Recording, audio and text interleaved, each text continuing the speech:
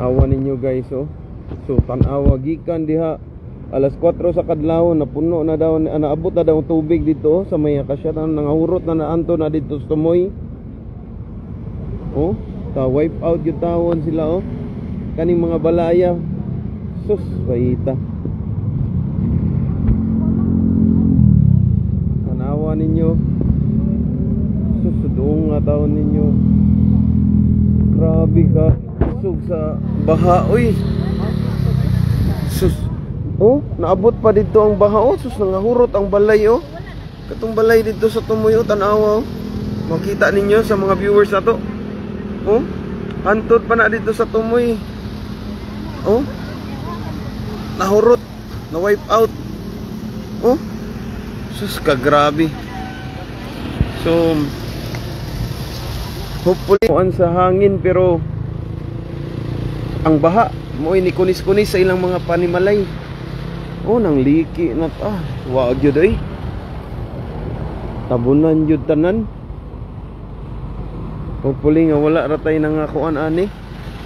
Sus, krabiha day diri, oh. Talisay niya padong ni Cebu City South Medical Center nya LTO right.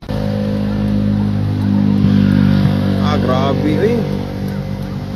Alas 4 pa daw sa kadlawon ang tubig na daw diri dapita kanang nga diha.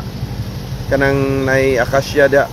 Munang nahurot yun sila og nabanlas yun ba.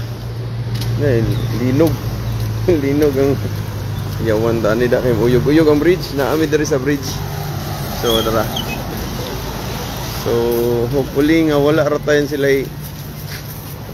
wala ray na nga unsa naka-evacuate ra unta kay nag pang recover pa nila uban, oh.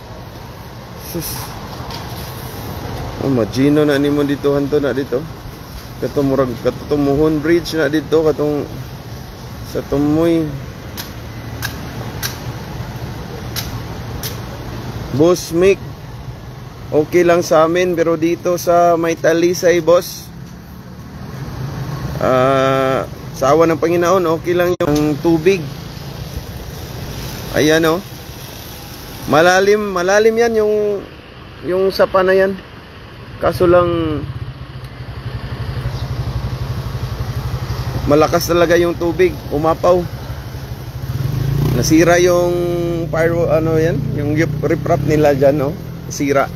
Yung flood control nila, nasira. Yun. Ganyan kalakas.